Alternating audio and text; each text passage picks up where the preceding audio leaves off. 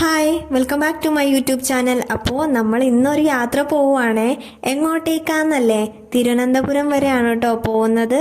അപ്പോൾ വൈകുന്നേരം തന്നെ നമ്മളൊരു 4-4:30 ട്രെയിനാണ് കേട്ടോ കയറിയിട്ടുണ്ടായിരുന്നത്. സീറ്റാണെങ്കിൽ കിട്ടിയതുമില്ല. അതുകൊണ്ട് നമ്മൾ മേലെ കയറി ഇരുന്നിട്ടുണ്ടായിരുന്നു. പിന്നെ ഇവിടുന്ന് തിരുവനന്തപുരം വരെ എത്തണ്ടേ, 10-12 മണിക്കൂർ എടുക്കും കേട്ടോ അവിടെ എത്താനായിട്ട്. അപ്പോൾ പിന്നെ താഴെ അങ്ങ് നിൽക്കുവാണെങ്കിൽ എന്തായാലും നമുക്ക് അത്രയും സമയം നിൽക്കാൻ പറ്റില്ല. അതുകൊണ്ട് മേലെ കയറി ഇരിക്കുവാണ് കേട്ടോ.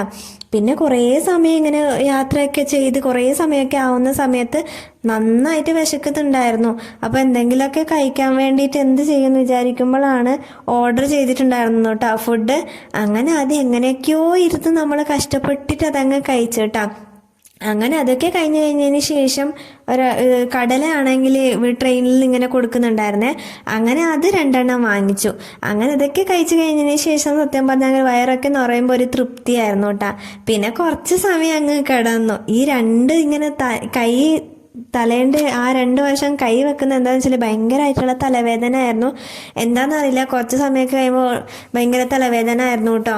അങ്ങനെ ഇങ്ങനെ കൈ ഇങ്ങനെ വെച്ചിട്ടാണ് കേട്ടോ കിടന്നത്. അപ്പോൾ രാത്രി ഫുള്ള് ഇങ്ങനെ തന്നെ കിടന്നു. പക്ഷെ ഉറക്കമൊന്നും വന്നില്ലായിരുന്നു. എന്നാലും നമ്മൾ എങ്ങനെയൊക്കെയോ അഡ്ജസ്റ്റ് ചെയ്തിട്ട് രാവിലെ എത്തിയിട്ടുണ്ട് കേട്ടോ. അങ്ങനെ ഇവിടുന്ന് നമ്മൾ നേരെ പോയി. ഇതാണെങ്കിൽ പിറ്റേ ദിവസം നമ്മൾ ഒരു ക്ഷേത്രത്തിലാണ് കേട്ടോ പോയത്. അപ്പോൾ എല്ലാവർക്കും അറിയാവുന്ന ഒരു ഫേമസ് ആയിട്ടുള്ള ക്ഷേത്രമാണ്, അനന്തപത്മനാഭ ക്ഷേത്രമാണ് കേട്ടോ നമ്മൾ പോയിട്ടുണ്ടായിരുന്നത്. അങ്ങനെ നമ്മൾ പോകുന്ന സമയത്ത് അങ്ങനെ കുറേ ആൾക്കാരൊന്നും ഉണ്ടായിട്ടുണ്ടായിരുന്നില്ല. എന്നാലും നല്ലൊരു വൈബായിരുന്നു കേട്ടോ. അങ്ങനെ അവിടെയൊക്കെ പോയി കഴിഞ്ഞതിന് ശേഷം ഇവിടെ ഒരു മ്യൂസിയം ഉണ്ടായിരുന്നേ. അവിടെ കയറണോ വേണ്ടേന്ന് ഇങ്ങനെ ആലോചിച്ചുകൊണ്ട് നിൽക്കുമായിരുന്നു കേട്ടോ.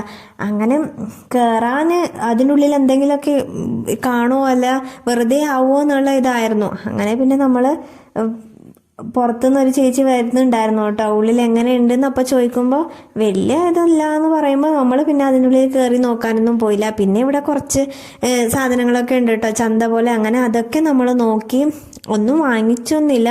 എന്നിട്ട് വെറുതെ അങ്ങനെ നോക്കിയിട്ട് അത് അതേപോലെ തന്നെ തിരിച്ച് വെച്ച് കേട്ടാ. എന്നിട്ട് നമ്മൾ അവിടുന്ന് വന്നു കഴിഞ്ഞതിന് ശേഷം ഒരു ഉച്ചയൊക്കെ ആകുമ്പോഴത്തേക്ക് നേരെ ബീച്ചിലോട്ടാണ് കേട്ടോ വന്നത്. കോവളം ബീച്ചാണ് ഇത്. അപ്പോൾ ഇവിടെ ആണെങ്കിൽ ഭയങ്കര മഴയൊക്കെ വന്നിട്ട് ഭയങ്കര ഇതായിരുന്നു കേട്ടോ. അങ്ങനെ അടുത്തൊന്നും പോകാൻ പറ്റുന്നില്ലായിരുന്നു. ഭയങ്കരമായിട്ടുള്ള തിരമാലകൾ ഇങ്ങനെ തന്നെ അടിച്ചോണ്ട് നിൽക്കുമായിരുന്നു കേട്ടോ. അങ്ങനെ അതൊക്കെ കഴിഞ്ഞതിന് ശേഷം ഇവിടെ ഒരു സ്ഥലം ഉണ്ടായിരുന്നേ, ഏഴിമല എന്ന് പറയും. അങ്ങനെ അവിടെ പോയി. അവിടെ ആണെങ്കിൽ ഒരു വലിയ ശിവന്റെ ഒരു സ്റ്റാച്ചു ഇരിപ്പുന്നുണ്ടായിരുന്നു കേട്ടോ. അങ്ങനെ അതൊക്കെ കണ്ട് അത് കഴിഞ്ഞതിന് ശേഷം ഇവിടെ ഒരു ലൈറ്റ് ഹൗസ് ഉണ്ട്, അങ്ങോട്ടേക്ക് വന്ന്. പക്ഷേ ഈ ലൈറ്റ് ഹൗസിലേക്കാണെങ്കിൽ നമുക്ക് കയറാൻ പറ്റില്ലായിരുന്നു. നമ്മൾ പോയ അതേ ദിവസം തന്നെ അവരാണെങ്കിൽ മെയിൻ്റെനൻസ് എന്ന് പറഞ്ഞിട്ട് ക്ലോസ് ആക്കി വെച്ചിട്ടുണ്ടായിരുന്നു കേട്ടോ. അങ്ങനെ അത് ഒത്തിരി സങ്കടം ഉണ്ടായിരുന്നു കേട്ടോ. പക്ഷെ നമുക്ക് പോകുന്ന സമയത്ത് അറിയില്ലായിരുന്നു ഇവിടെ ഇങ്ങനെ ക്ലോസിങ് ആണ് എന്നുള്ളത്.